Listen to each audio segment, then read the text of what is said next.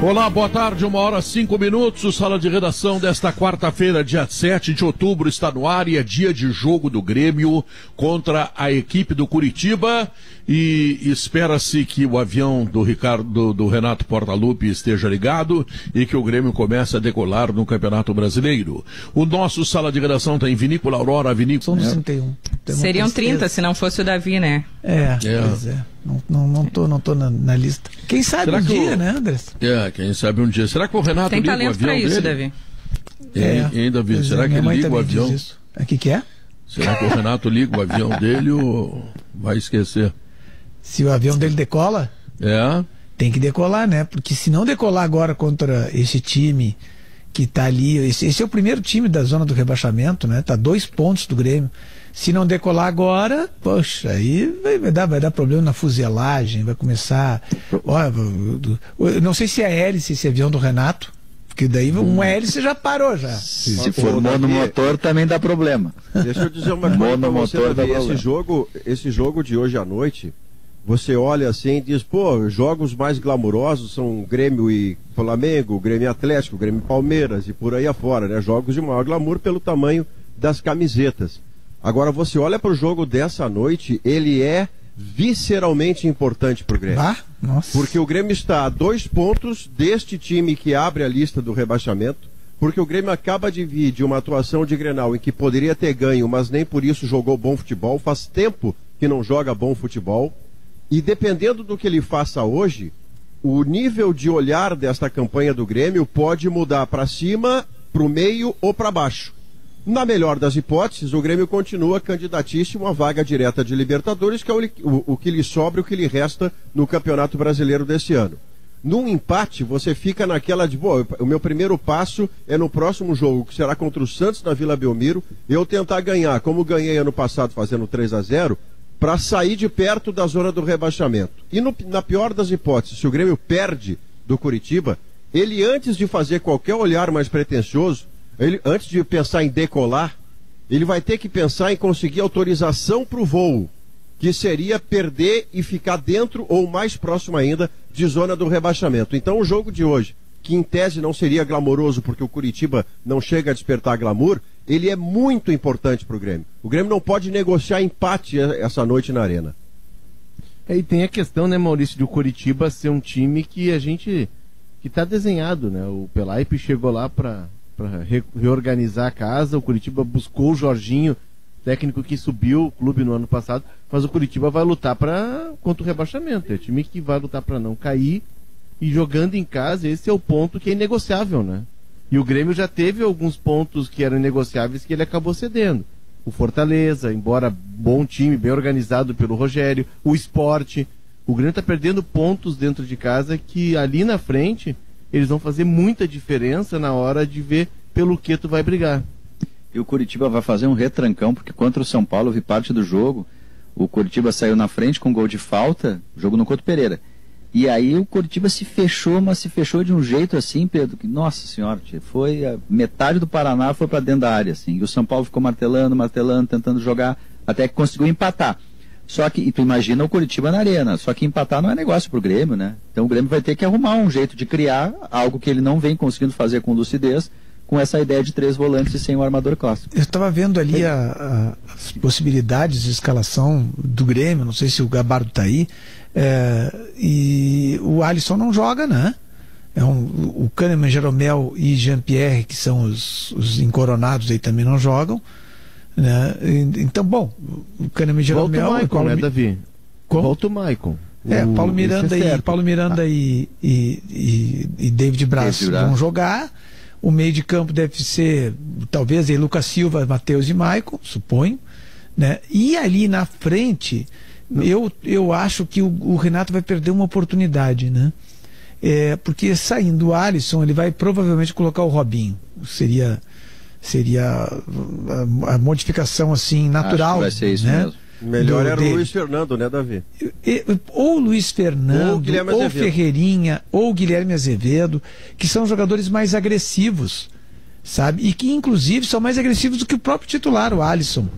e que poderiam dar uma outra conformação ao time do Grêmio. Ele vai soltar os alas, Pedro. Ele vai soltar o Pedro, Davi, ele vai soltar os laterais nesse mas jogo. Mas os alas são alas, né? Eles não são atacantes, né? Tanto que a gente vê que o próprio Orejuela, né? Ele é um jogador que ele sabe fazer aquela jogada ali, de repente quando tu vê ele tá na frente do gol, e ele quando tá na frente, quando tá dentro da área ali, ele às vezes vacila no que ele vai fazer. Falta o repertório de atacante, claro.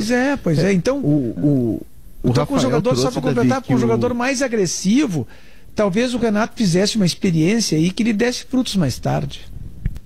O Douglas de Molinero trouxe agora no Esporte do Meio-Dia de que o Matheus deve ser preservado, até pela sequência de jogos, assim como o Alisson, né? Eu não acredito que o Renato, com a entrada do Maicon, vá tirar o Darlan e vá retomar a ideia dos dois volantes. O Grêmio não está seguro ainda para jogar com dois volantes. A gente percebe que quando o Renato tenta retomar a ideia dos dois volantes, o Grêmio é envolvido. Foi assim contra a Católica. Ele vai com o tripé. E eu até disse isso no Esporte do Meio-Dia. Para mim, o jogador adequado para jogar no lugar do Alisson seria o Luiz Fernando, que é agressivo como o Alisson é na parte ofensiva, né? Não, até o Alisson mais, tem assumido um protagonismo. Ele tem drible, o Ferreira, o Léo, o Ferreira, o Luiz Fernando e o Guilherme Azevedo, eles têm o drible. Até vou dizer para você, Léo, que se o Renato quisesse mesmo fazer alguma coisa de ruptura com os padrões, ele ia de Guilherme Azevedo, que é um canhoto driblador pelo corredor direito, para fazer alguma coisa muito nova em relação ao que o time dele tem feito. Ou o Ferreirinha, né? Mas o Ferreirinha é mais pelo lado esquerdo, né? O Ferreira não é canhoto. O Ferreirinha, ele surge no profissional do Grêmio, no jogo contra o Fluminense, inclusive, ele contra o Cruzeiro, aliás, ele desemprega o Egídio, né, do Cruzeiro, ele termina por desempregar o Egídio. Depois tem o jogo contra o Goiás, é sempre pela direita, mas no transição é sempre pela esquerda que ele jogava. E o Renato começa a fazer uma forma de ataque assim. O Tite está botando o Everton na direita. Os pontas trocando de lugar. Dá para fazer isso. Não pode, mas o Renato tem feito um lançamento do Guilherme Azevedo, e é uma coisa bem gradativa. O Renato está apostando muito. Porque o Renato ele começa a lançar aos poucos, né? Ele já botou o menino no Grenal, por exemplo. Ele vem entrando sempre. O Maurício lembra bem, o Guilherme Azevedo pode ser uma alternativa, sim. Eu penso que hoje o Renato não vai com os três volantes. Eu acho que é Lucas Silva e Maicon. E aí, do meio para frente, ele vai colocar poder de fogo por vários motivos. Primeiro deles, o Grêmio precisa ganhar. E vai ganhar. Vai ganhar porque, do outro lado do campo, fechado ou não fechado, o Grêmio vai enfrentar um time que formou um elenco para jogar a Série A, que é um elenco de Série B. Me permita dizer isso ao torcedor do Curitiba, que agora está começando a ser remanejado pelo Pelaipe. O Pelaipe, quando chegou lá, pegou um grupo que era talhado para jogar a Série B, não a Série A. Basta ver os nomes que estão aí, né? Então, hoje é o jogo para o Grêmio arriscar, e o Grêmio vai arriscar, eu não tenho nenhuma dúvida disso. Eu penso que vai ser Lucas Silva e Maicon, 3 na linha, né? Luiz Fernando, Ferreirinha, mais o Robinho, mais o PP e o Diego Souza na frente. Acho que é isso que vai acontecer. Porque se ele não arriscar hoje contra o Curitiba dentro da arena, não é contra o Santos na Vila, no final de semana, que ele vai fazer isso. Né? Ele tem que fazer hoje. Hoje ele tem a chance de enfrentar um time e afundar mais esse time, até que esse time tente se refazer para sair da encrenca. Hoje o Grêmio vai enfrentar um dos mais fracos adversários da Série A. Eu sei que o Grêmio está jogando pouco. Eu sei disso. Mas o Grêmio é melhor mesmo jogando pouco do que o Curitiba. E o jogo é na arena. Esse trio que você está projetando teria Luiz Fernando, Robinho e PP, Guerrinha, é isso? Eu acho que é isso. Eu gosto do Maicon e o Lucas Silva, no 4-2-3-1, tu diz. Lucas Silva e Maicon, isso. É um bom time, hein? É um time mais agressivo, pelo menos, né? E ele não perde poder de marcação. Primeiro, Davi, que não perde poder de marcação, porque em tese o Curitiba está pensando em muitos verbos, como disse o Diogo, menos atacar, né? Atacar é o último dos verbos. Ele preserva, ele marca, ele consolida, ele isso, ele aquilo, mas atacar não. E nesse cenário, você formatar o seu time mais para frente com jogadores mais hábeis, o Grêmio precisando de vitória, porque eu insisto, hoje não tem negociação. Hoje não é assim, não, pois empatamos, mas que azar. O goleiro do Curitiba foi melhor em campo. Não, explica isso para a portaria. Hoje não tem como fazer. O Grêmio já se atrasou tanto na sua campanha em casa que hoje vitória do Curitiba é aquela que você marca assim, tá, vamos falar de mais. Isso aqui a gente não fala mais. Vamos falar do próximo objetivo, que é o Santos na Vila Belmiro. Não tem como não ganhar. Se não ganhar, vai ser bem comprometedor. Não tem nenhuma dúvida disso. Sim, o próximo jogo é na Vila Belmiro. O Santos tem apresentado um bom futebol e lá, sabidamente, é mais complicado. Ah, ganhou no ano passado? Sim, ganhou no ano passado, mas já perdeu 50 vezes lá, né? Então, o jogo mais fácil para ganhar é hoje. E realmente, adiar a vitória é traumático para o time do Grêmio. Porque aí tu começa o Grêmio tem 40% de aproveitamento, 39, alguma coisa. É pouco, né? Acho que essa rodada tem 3 barbadas, eu estava examinando. O Grêmio, o Flamengo contra o Sport no Maracanã e o Atlético Paranaense contra o Ceará dentro da Arena da Baixada. O clássico Corinthians e Santos é complicadíssimo, mesmo o Corinthians estando mal, né? O Santos vem, não sei se joga o Marinho, se não joga. Mas é um jogo que o Corinthians está espremido. É um clássico. Não, o Marinho não joga hoje, deve ser preservado para domingo, foi a informação que eu li. Mas se é muscular, não joga no final de semana também, né, Pedro? Até não sei. Muscular é pior, né? Muscular não é prazo, não tem prazo. Muscular ou cura ou não cura. Via de Jean-Pierre, né, Guerrinha? Tá aí a prova. O Jean-Pierre levou meio ano para curar uma lesão muscular. Aliás, o Grêmio agora mais 3 meses para curar outra. O Grêmio precisa contratar um armador, hein? Pro lugar do Jean-Pierre, quando o Jean-Pierre não puder jogar. Não é o Robinho.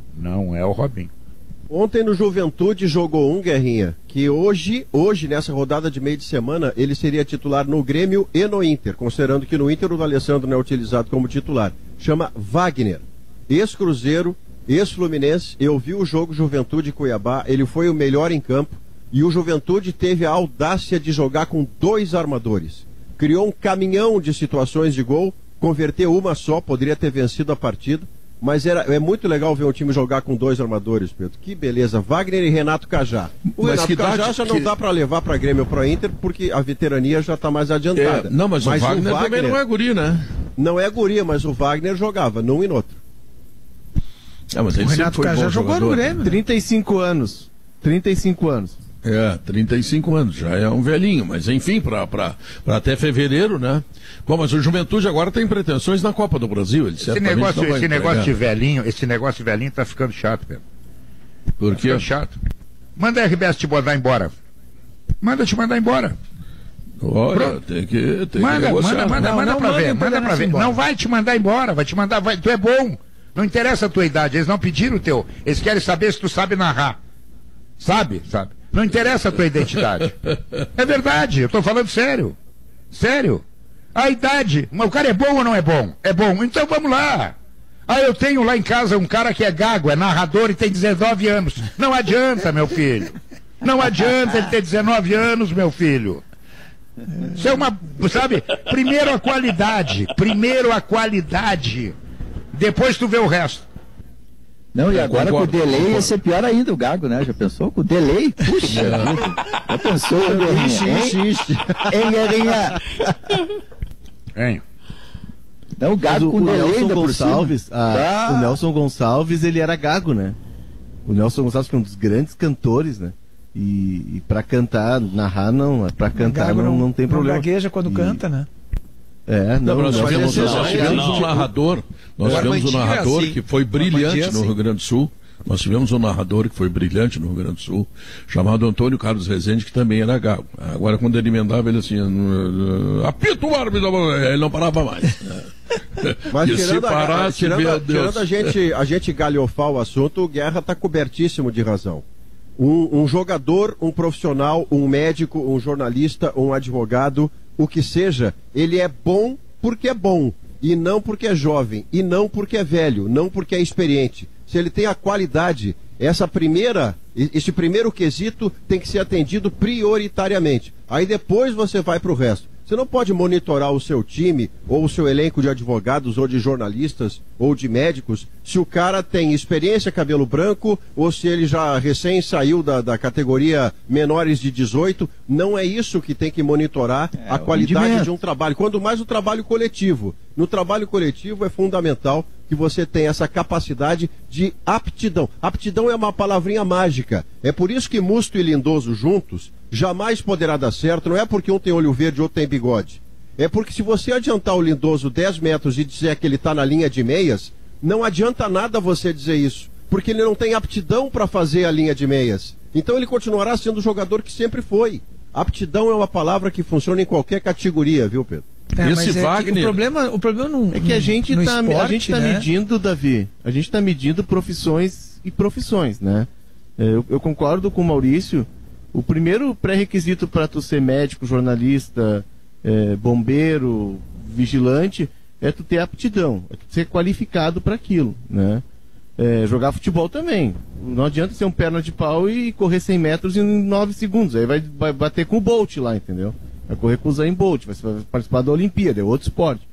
Mas no caso do futebol, aí eu acho que a minha discordância com o Maurício fica nisso, que tu precisa ter no futebol uma questão física, que a idade, ela te traz muita experiência, ela te encurta caminhos, o jogador fica muito mais inteligente, ele passa a entender mais o jogo, mas a questão física, ainda mais no futebol que nós estamos jogando hoje, ela é muito importante. Claro que, concordo, Maurício, o primeiro passo é saber jogar futebol.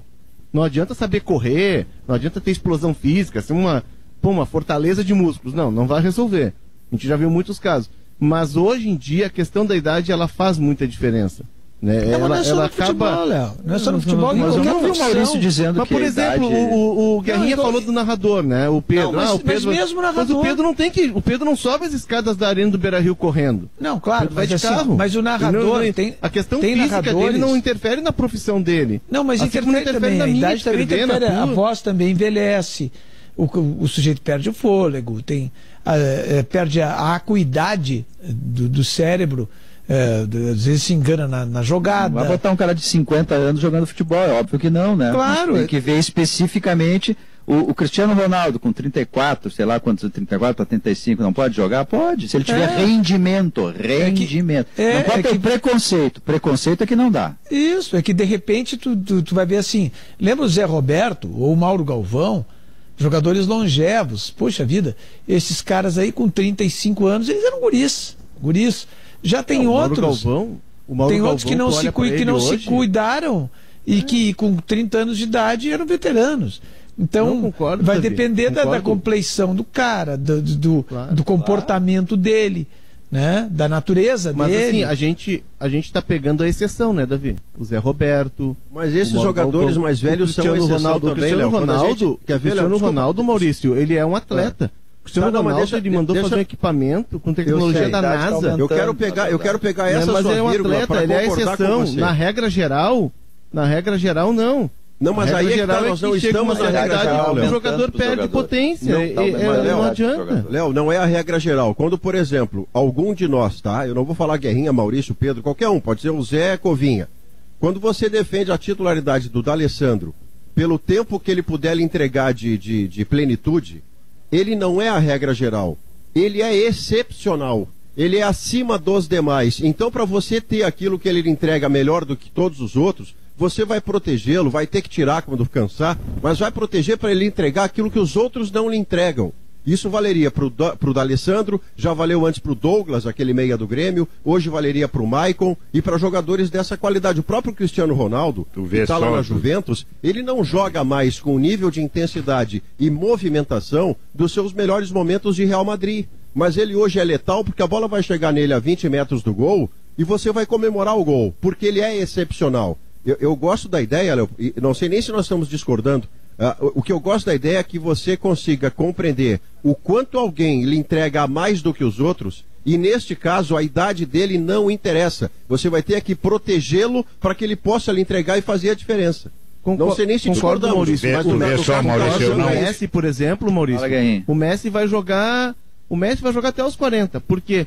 Porque esse jogador ele é privilegiado mentalmente. O Messi, ele tem uma compreensão, ele não é só melhor do que os outros, porque ele tem mais habilidade, que ele tem... ele tem um raciocínio e uma compreensão do jogo adiante dos demais. E o que vai acontecer? Ele vai mudando de posição. O Cristiano Ronaldo mesmo é um exemplo, né? Essa semana mesmo eu estava vendo um documentário que é muito legal sobre treinadores que está no Netflix, e um dos personagens é o Mourinho, e ele conta a primeira vez em que ele usa o Cristiano Ronaldo como centroavante no Barcelona. E disse, olha, o Daniel Alves eu não tinha que botar o Cristiano Ronaldo na ponta, porque o Daniel Messi, Alves... Você quer dizer o Messi? Barcelona, Cristiano Messi? Ronaldo. Não, Cristiano Ronaldo no Real Madrid e Mourinho. E era um clássico contra o Barcelona. E ele disse, olha, não tem que botar o Cristiano Ronaldo na lateral, marcar o Daniel Alves. Porque ele vai se desgastar, ele vai ficar correndo o tempo todo atrás do Daniel Alves. O que ele faz? Ele bota o Cristiano Ronaldo centroavante e o Real ganha 1-0 o gol do Cristiano de cabeça. E por quê? Porque o Cristiano é um cara que tem uma aptidão física privilegiada e tem uma compreensão. Eles não são melhores só pelo físico, pela compreensão do jogo. A gente está falando do Cristiano, claro, porque ele é um privilegiado fisicamente e ele é um lunático, ele é fanático por questão física, por treinamento físico. Mas, assim, esses jogadores, eles são exceções. A gente está trabalhando com as exceções.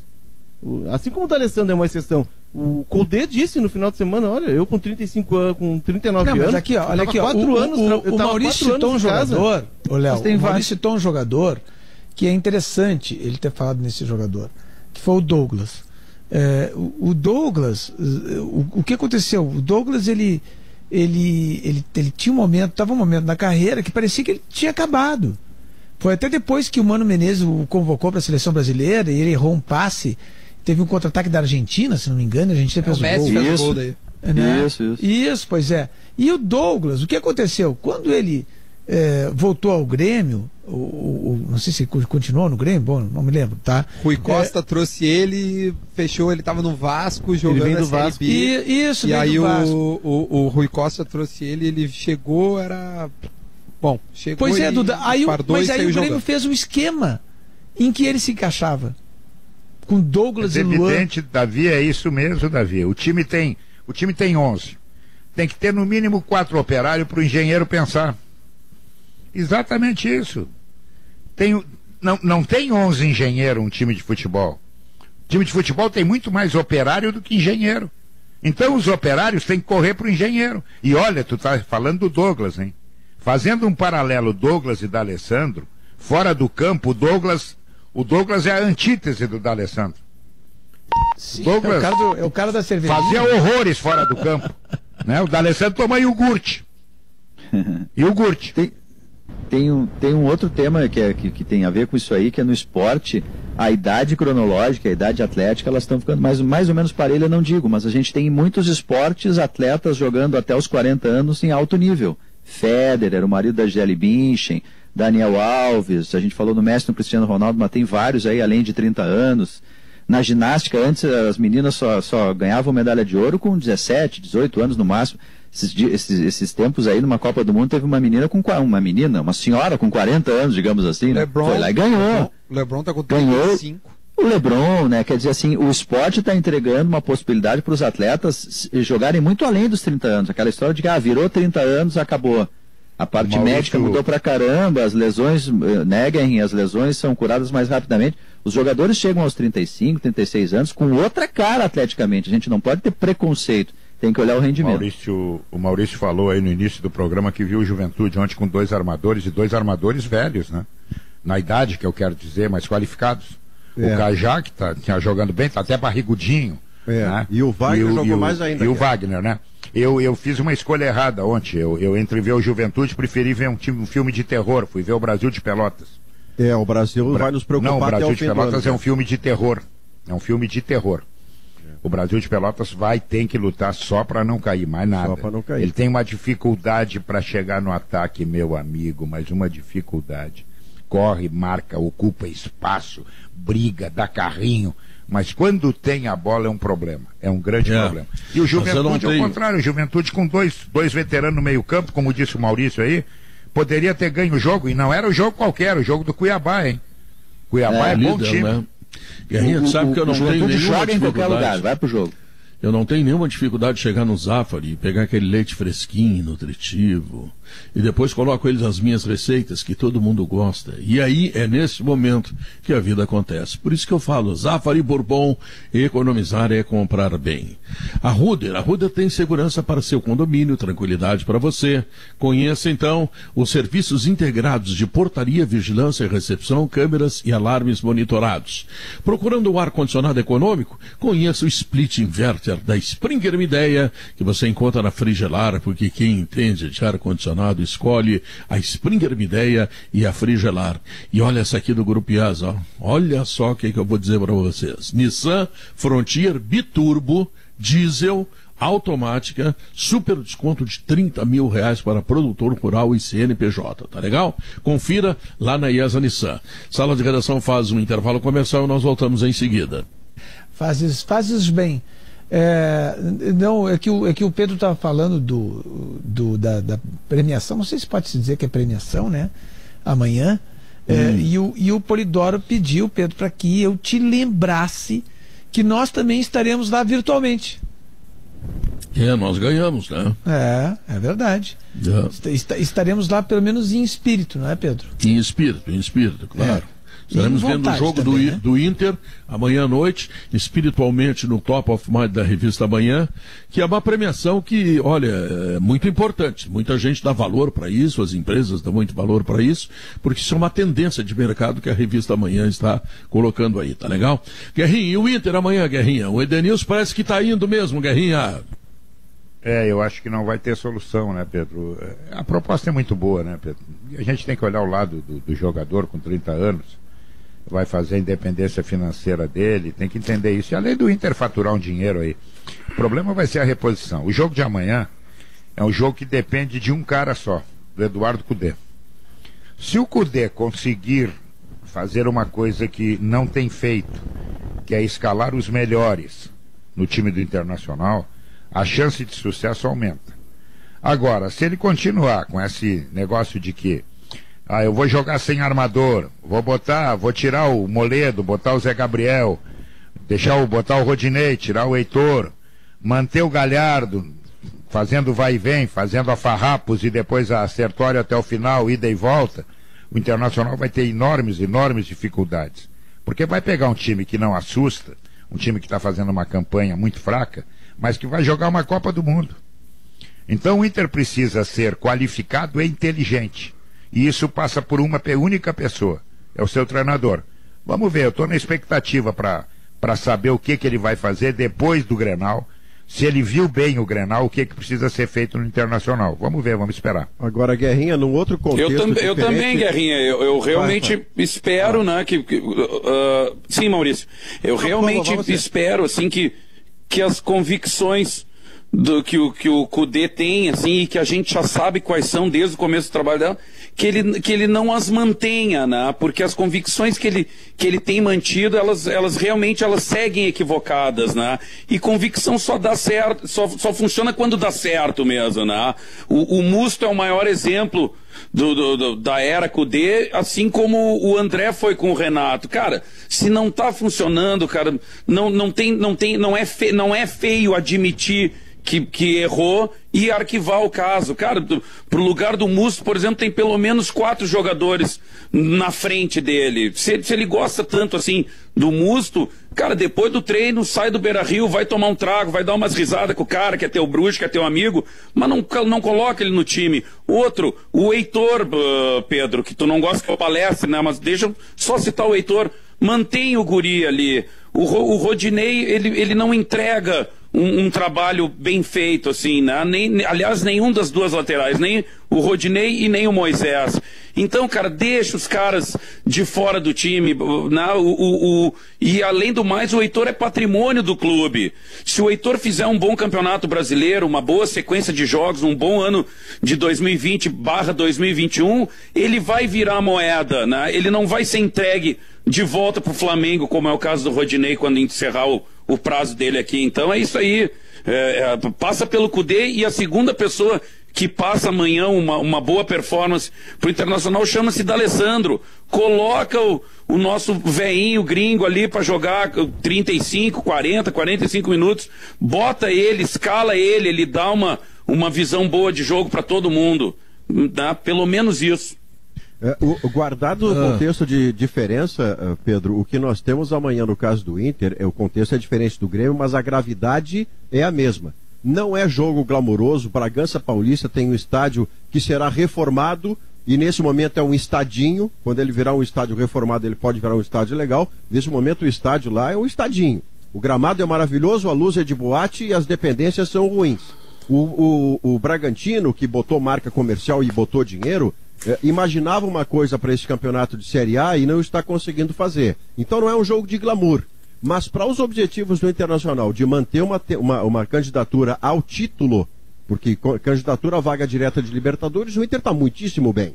Mas ao título, esse jogo você também não pode negociar ponto.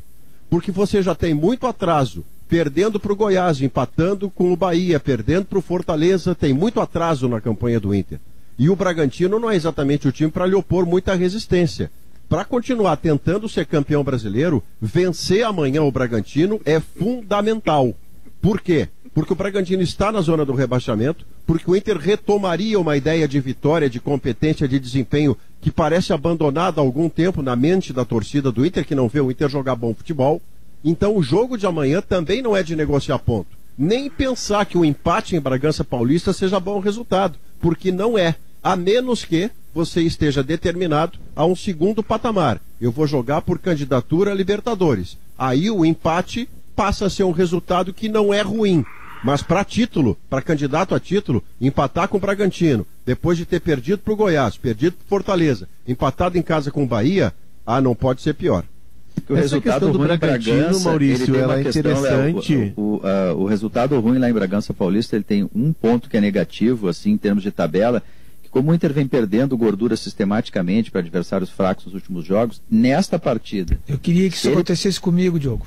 Se ele perde pontos, Davi, ele pode ser ultrapassado em várias posições pelos que vêm atrás, e aí isso tem um efeito, assim, em termos de ambiente, que é muito perigoso, muito ruim, né? Porque ele vai sair lá do segundo, pode cair para terceiro, quarto, quinto. É um jogo chave por isso também.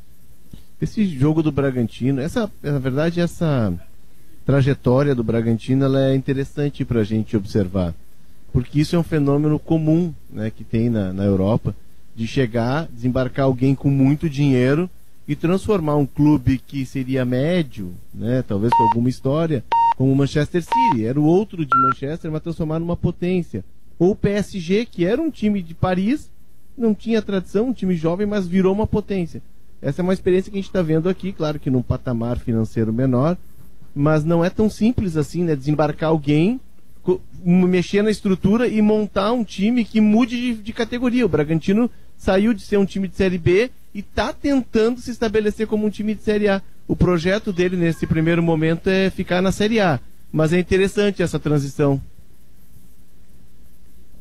Mas o Paris Saint-Germain, para ser a potência que tu referes, ele contratou, por exemplo, o Neymar, que era o jogador naquele momento, era o melhor jogador do mundo negociável. Porque naquele momento, nem o Cristiano Ronaldo, nem o Messi, tu teria qualquer possibilidade de negociação. Então, ele contratou o melhor que podia. E aí tem o Mbappé, tem as outras caras lá, tinha o Cavani, esse troço todo, exato, né? Pedro, não, como eu falei... Mas o Bragantino... proporções, guardadas o Bragantino contratou aquele jogador do Grêmio aqui, o Leonardo. O Tony Anderson. Contratou o Arthur, que foi muito bem no Bahia no passado, contratou o Alejandro. Não, ele fez contratações que é uma estratégia do grupo lá que comanda, de pegar jogadores jovens e fazer tipo do Bragantino aqui no Brasil, uma incubadora, né? Esse Matheus... Mas aí tá o que a Guerrinha disse. Nem sempre o jogador jovem é jogador bom. O Tony Anderson, como por exemplo, chegou o Grêmio cheio de... Essa foi melhor que já não é Tony. Eu não quis falar Tom Brady, para não parecer malaqueiro. Tony Anderson. É com a língua no céu da boca, é Tony, porque é com TH. Tony Anderson. Chute. Davi. Chute. E ele não chutava. I think Tony, entendeu? É com TH, tem mais dessa.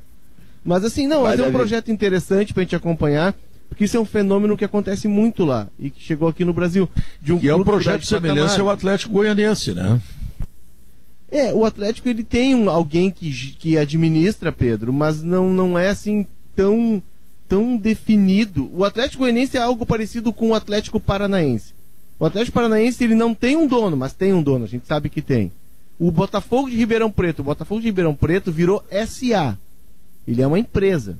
O departamento de futebol do clube foi entregue, inclusive me disseram que está em chamas lá porque houve um conflito interno entre as pessoas que são da instituição e as pessoas que chegaram para gerir o clube. O Botafogo é SA, como o Bragantino virou uma SA, né? O Goianiense é um pouco diferente, não tem dono, mas a gente sabe que tem. Pois é.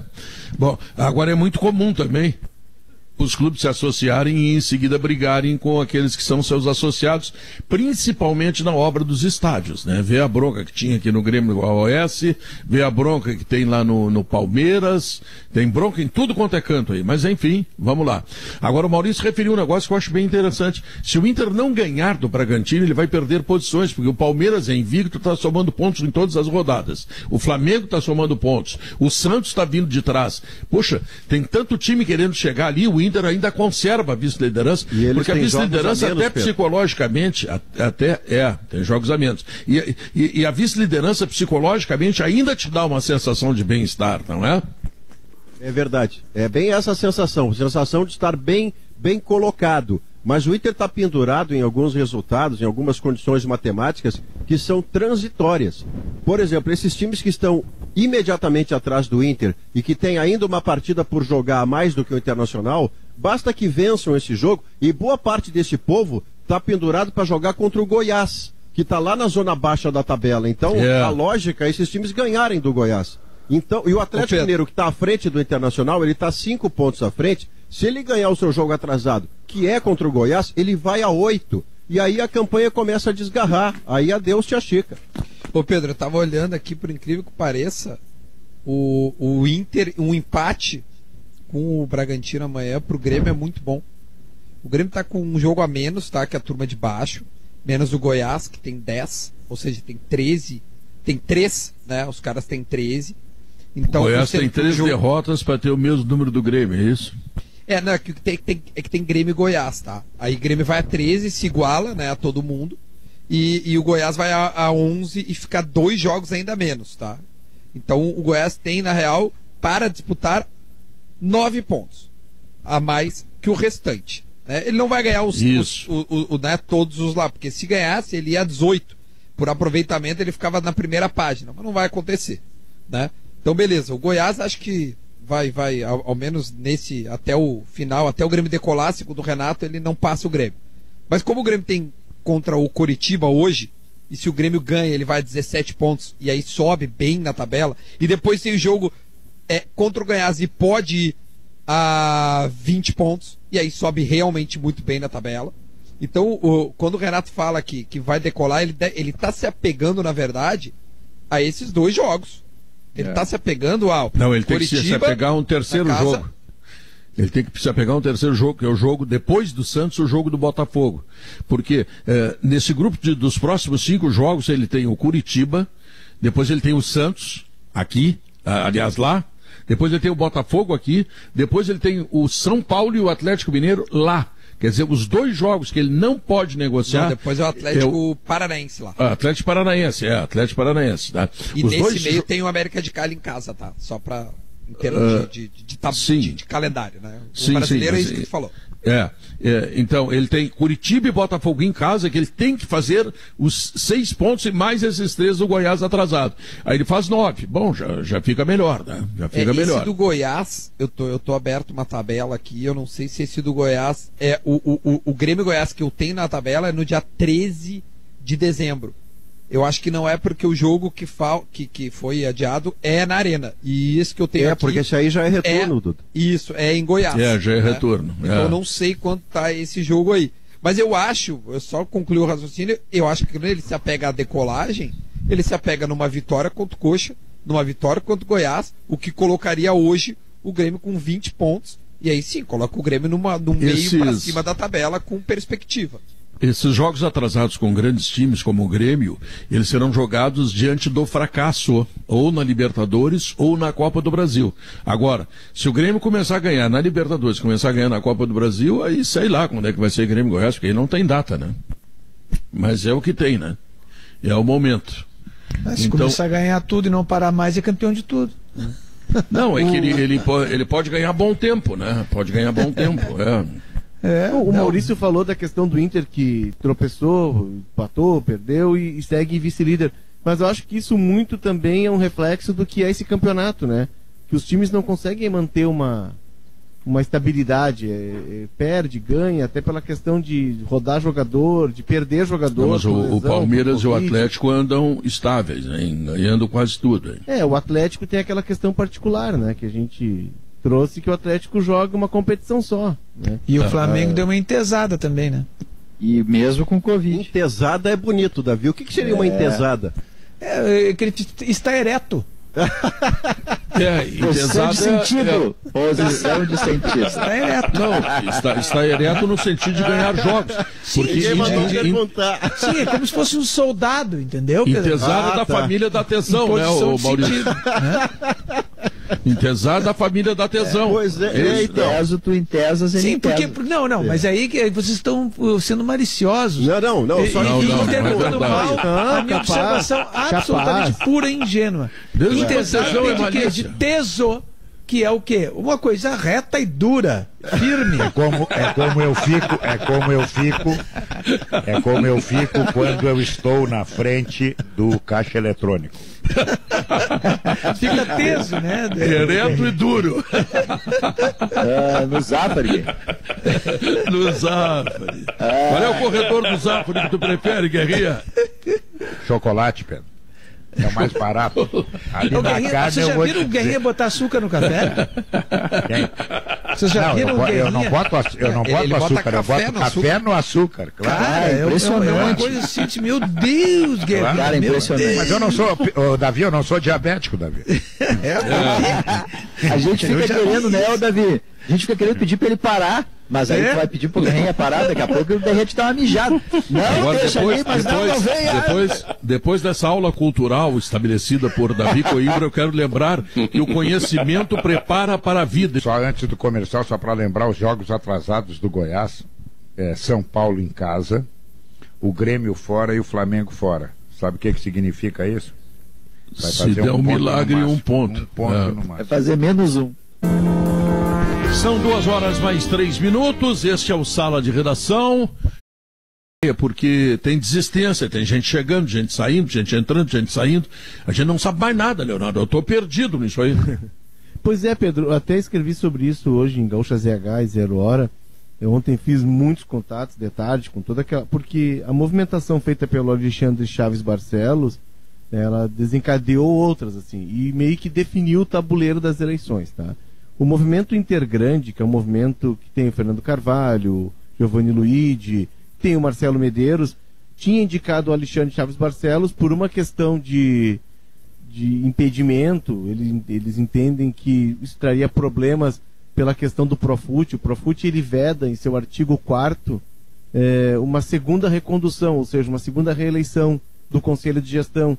E o Chaves Barcelos ele foi vice-eleito nas duas gestões do Medeiros, seria então o terceiro mandato e ser vedado. Então o Chaves Barcelos sai de cena e o movimento Intergrande, depois de uma série de reuniões, ontem definiu o nome do Ginter Spode, que era vice-presidente do Conselho, havia assumido o Conselho Deliberativo, né, com a licença do José Aquino Flores de Camargo, mas ficou uma semana. Semana passada entrevistei ele sobre como seria a eleição do Inter e tal, a organização da eleição. Pois é, mas quem é esse senhor? É um pouco desconhecido, eu te confesso que eu não sabia da existência dele.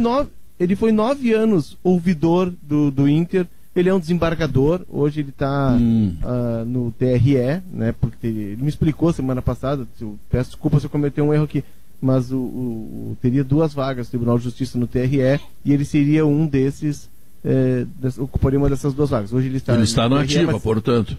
Ele está na ativa, é um desembargador. Sim. Me falaram ontem que ele teve serviços prestados à ONU, tem uma boa trajetória no clube, ele está há 16 anos no conselho, né? E, enfim, é uma tentativa do movimento Intergrande, do MIG, de tentar um nome que apazigue internamente, porque esse movimento ele está rachado, né? Tem cerca de eles estimam que completos teriam 130 votos no conselho, tá? Foi o que me disseram ontem. Um pouquinho mais, talvez, um pouquinho mais, um pouquinho menos. Mas quem rachou? Em torno. O MIG rachou, tem cerca de 40 conselheiros, Pedro, e aí começa a se mover as peças, tá? Cerca de 40 conselheiros do MIG, que se autodenominam a confraria, eles saíram, não saíram do movimento, mas saiu do MIG. Saiu do MIG e está apoiando José Aquino Flores de Camargo. Então nós já temos dois candidatos, né? José Aquino Flores de Camargo, ex-presidente do TJ, desembargador aposentado, que era presidente do Conselho, e Guinter Spode. Adiante, há essa aliança com o Alessandro Barcelos, que vai ser o candidato, vai ser anunciado nessa semana. Mas ele não tinha desistido, o Alessandro Barcelos? Não. Tem o Convergência, o Academia, que estavam na gestão do Marcelo Medeiros até aquela crise da sexta-feira retrasada, e mais o movimento de oposição I9, né? E isso foi o que magoou muito o Marcelo Medeiros, porque os movimentos da base dele estavam conversando com o movimento de oposição, né? Ele se sentiu traído, pediu os cargos, né? Eles saíram. Então, o terceiro candidato, Alessandro Barcelos, ex-vice de futebol. E há um quarto candidato, Pedro, e aí muda muito a figura da eleição no Conselho, vai ser uma eleição muito renhida, muito disputada no Conselho, que é o movimento Povo do Clube.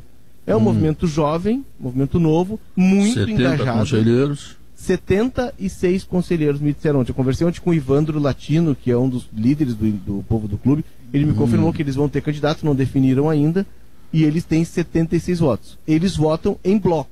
Ali não tem voto que foge, né?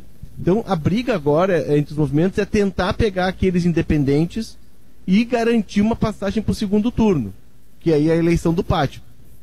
Passam os dois primeiros. Eu não me lembro, eu conversei com várias pessoas ontem e fiz essa pergunta. Eu não me lembro de uma eleição do Inter no Conselho com 4 candidatos. Não me lembro. Já teve com 3. Com 4, não. E todos preveem uma disputa muito intensa no Conselho. Pulverizou, né, Léo? A eleição para presidente pulverizou como talvez nunca antes na história deste país, diria o outro. Não, e interessante que numa hora difícil, né, que o Inter tem ainda uma dívida muito grande. O Inter aumentou essa dívida em função do processo da pandemia. O Inter e o mundo, né? Todo mundo ficou empepinado de alguma forma, algumas exceções honrosas, mas a maioria das pessoas, dos clubes, das empresas, ficaram debilitadas do ponto de vista da grana. E aí surgem 4 candidatos. Olha que bom, que força tem o Internacional, né? Que força. O Inter mas isso só vai acontecer, por um motivo bem simples. O MIG, Movimento Intergrande, que é o movimento Fernando Carvalho, era o movimento do Pífero, é o movimento do Marcelo, é o movimento do Luigi, entendeu? Era muito forte e todo mundo sabia lá no Internacional que ganhar do MIG nas eleições era uma tarefa quase impossível. Então isso retraía outras candidaturas. Como o MIG enfraqueceu muito, rachou, os outros se atrevem agora a concorrer com legitimidade, vamos deixar claro. Então eu acho que a eleição do Inter está completamente aberta. Eu hoje não tenho condições de dizer assim, o favorito é esse, quem pode ganhar é aquele. Eu acho que todos estão no páreo. Por quê? Porque o MIG, que era quem comandava as coisas politicamente, o MIG enfraqueceu demais. E eu já não vejo o MIG com tanta força para ganhar a eleição. Mesmo lá na reforma do Beira-Rio começou esse racha do MIG, né? Na reforma do Beira-Rio não foi nem um racha, não foi uma fissura, foi uma fratura exposta. A partir dali começaram as divisões. Ontem eu falei com o Giovanni Luigi e o Giovanni Luigi disse que, olha, que não quer concorrer de jeito nenhum, não vai ser candidato da situação, pode pressionar que ele não quer concorrer. O Giovanni Luigi foi consultado, também, né? Pedro. O Noveleto foi consultado. Também. O Giovanni Luigi foi consultado. Né? E aí eles chegaram ao nome, que é um nome forte, é um nome de consenso do Guinter Spode. O Guerrinha traz a questão do MIG, né? Do movimento Intergrande. Esse movimento ele está no poder do Inter desde 2002, quando o Fernando Carvalho ganhou aquela eleição. Naquele período, 2002 a 2010, o MIG ele estava com o Ação Independente e União Colorada, que eram os movimentos do Arthur Dalegrave. Como é que é o nome do candidato? Como é que é o nome do candidato? Ginter Spod. Já tem até o nome do clube. Ginter. Baita sacada. Já tem até o slogan dele. Bom slogan, tem slogan. Claro, com o Ginter voltamos a ser grande, alguma coisa assim, sabe? E aí bota o Inter voltando. O cara até pode assim, gol do Inter. Tudo junto. Vamos, Ginter. Vamos, Ginter. Vamos, Ginter. Candidato até no nome. Esse é o candidato, cara. Olha a campanha. Pra mim acabou. Vamos falar do Grêmio. O Grêmio joga, acabou a discussão, nem se fala mais nisso aí. É interessante, Pedro, que o Guerrinha trouxe ali do MIG. E o MIG, ele fica no poder de 2002 até agora, com um pequeno intervalo, né, entre 15 e 16, que o presidente era o Vitório Pífero, que ele não sai do MIG, mas ele faz uma aliança com a Ação Independente União Colorada, que foram movimentos que na primeira década desse século estiveram ao lado do MIG. Aí houve uma cisão, ou seja, o MIG ele esteve no poder nesses 20 anos, né, nesses últimos 18 anos. E agora é um momento que talvez... com mérito, né? Com mérito, reestruturação, questão de títulos. Só que tem mas um é a detalhe, primeira Léo, vez que teve muitos tem outros grupos que tiveram comigo também. Teve outros que tiveram comigo também. Uns estão comigo, outros estão sem MIG. O Academia... A galera tá com MIG. Tá sem MIG. Ele não ficou sozinho, né? Ele teve muitos aliados aí também. Quem está com o MIG agora, quem está com o MIG nesse momento é o Ginter. O Ginter vai o nome do time, pronto, candidato. A campanha política resumo, assim, leve o nome do clube à presidência. Em resumo, Pedro, tá? Alessandro Barcelos, tá? Ginter Spod, José Aquino Flores de Camargo e um quarto candidato que vai ser indicado ainda pelo povo do clube. Serão Dá uma olhada no que vai ser o pátio dessa eleição, Não, Maurício, porque... antes, o Conselho Deliberativo. Por quê? Ali cada um tem suas cadeiras. Mas alguém vai pro pátio, Léo. Mas olha só. Alguém vai pro pátio, né, Léo? Eu quero dizer que os nomes não são conhecidos. Não, mas é que geralmente, Maurício, a questão... tem bronca. Geralmente, a eleição do Inter... e como é uma eleição em 2 turnos de qualquer clube, tu já tem mais ou menos definido o Conselho Deliberativo. Tem 3 chapas, mas tu sabe que vão aquelas 2. Agora não, agora vai ter uma disputa voto a voto. Embora eles tenham as suas cadeiras garantidas, seus conselheiros, mas vai haver uma conversaiada para tentar roubar voto um do outro. Não, entendeu? Perfeito, mas eu quero... E aí os dois vão pro pátio. E aí aí eu concordo. Só que tem uma outra questão, Maurício. É uma eleição totalmente digital. Não tem corpo a corpo, não vai ter visita a consulado, é uma eleição totalmente digital pelas questões óbvias, né? Mas isso torna, Léo, até reforça o que eu ia dizer quando você adicionou a informação do Conselho. O pátio que a gente fala, claro, é o sentido de ter ido para ir aos sócios, né? Não ficar apenas nas cadeiras estofadas do Conselho.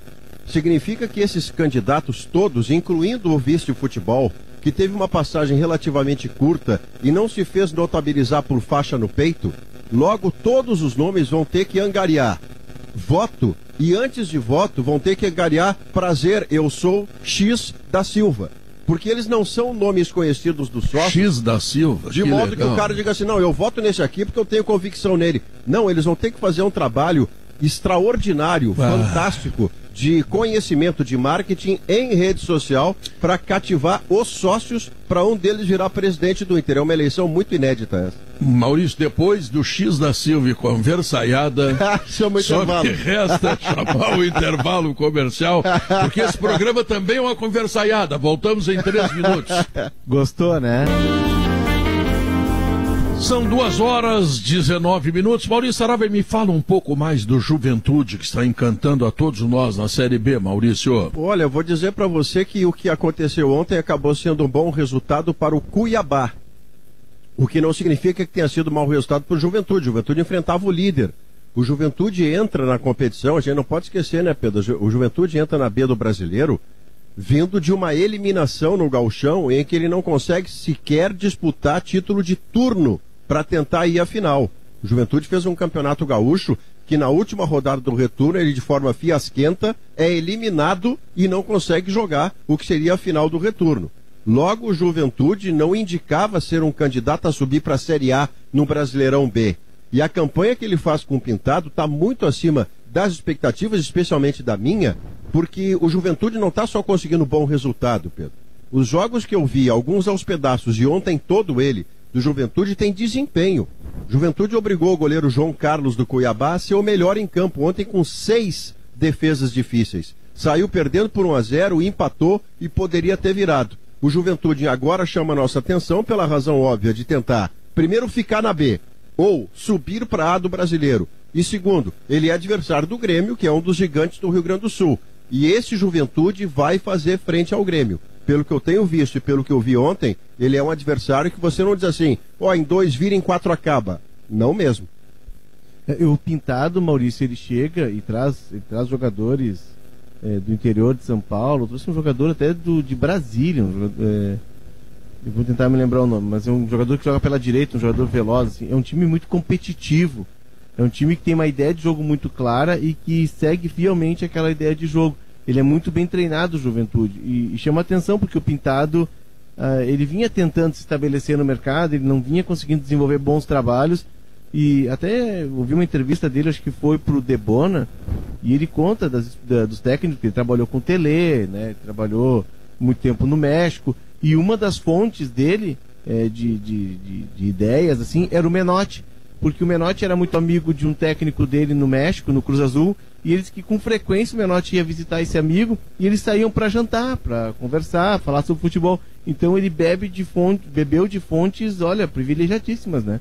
Tele Santana, Menotti, Carlos Alberto Parreira, professor não faltou para ele. Então, Juventude é uma grata surpresa. E o Brasil, Guerrinha, tu viste o Brasil jogar e tu parece um pouco decepcionado, né? Pedro, o Brasil eu esperava mais, confesso. O Avaí é comum, entendeu? Comum. Porque eu tenho visto muitos jogos da Série B e alguns clubes assim me chamam bastante atenção. O caso do Cuiabá, a Ponte Preta, que ontem ganhou o clássico do Guarani, é um time que andou tendo uma queda aí. E para o Brasil pensar em um voo mais alto, ele precisava jogar mais. Claro que foi refeito todo o Brasil, né? Mudaram jogadores, ele rejuvenesceu o time. Mas o time do Brasil tem uma dificuldade enorme para criar e para concluir. Lá atrás, até se segura. Tiraram o Guerrinha do ar.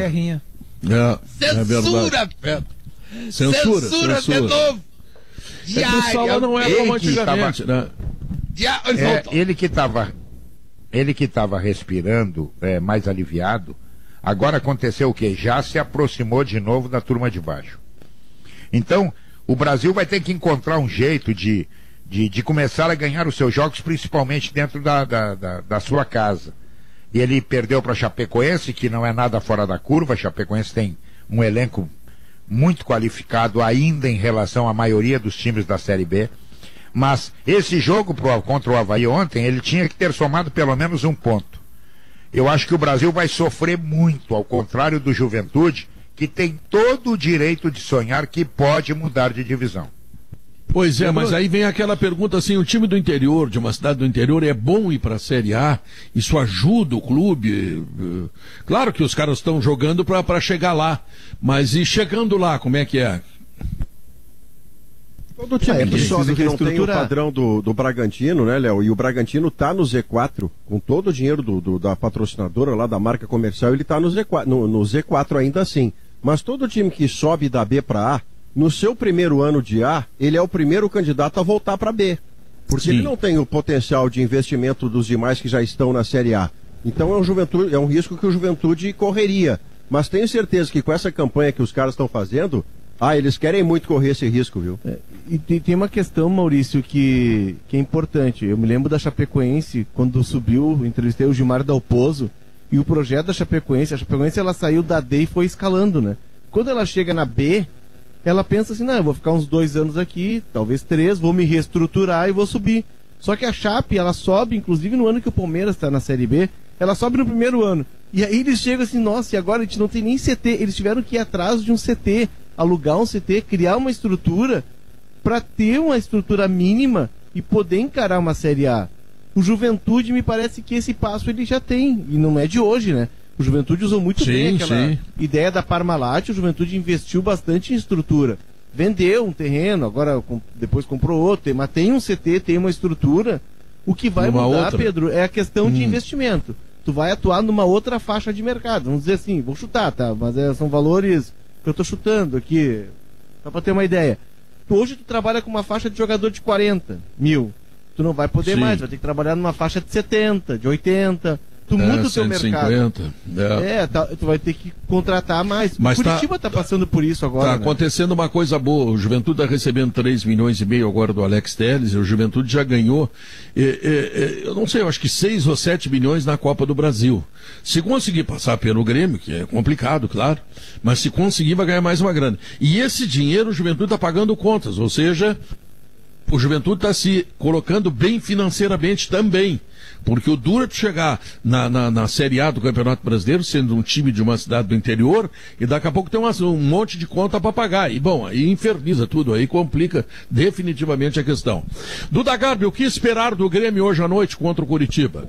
Uma vitória. O Grêmio não pode pensar em nenhum outro resultado que não seja uma vitória. E digo mais, uma vitória convincente. Uma vitória que eu venha aqui amanhã e diga, jogamos bem. Né? Temos perspectivas, porque é o que está sendo vendido, entre aspas, né, no bom sentido, pelo Renato. Porque se vai decolar, então tem que estar taxiando, tem que estar começando a enretar lá na pista. Sim, mas o tempo está ruim, pode faltar teto, hein? Pois é, mas diz que vai clarear a semana e a semana vai ser maravilhosa para um voo de cruzeiro. Então é o seguinte, é hoje. Não fala em voo de cruzeiro esse ano. Não voo do cruzeiro é ruim. Voo de Atlético. Voo de Atlético. Então hoje é o início, Pedro, tomara, de uma grande exibição. E de verdade, não é papo furado assim. O Grêmio tem condição, viu, de jogar bem. De verdade, tem mesmo. Tem, não é? Claro. Ao contrário que vinha aí há uns 5, 6 jogos atrás, que eu achava muito difícil que conseguisse. O Grêmio eu acho que tem condição hoje de jogar, apresentar um futebol legal. Mas seria legal se o Renato fizesse essa experiência de um jogador mais agressivo no ataque. Porque tem uma coisa, assim, time vencedor, a gente pode ver, isso aí é acaciano até. Né? Time vencedor sempre tem um bom número de jogadores que faz gol.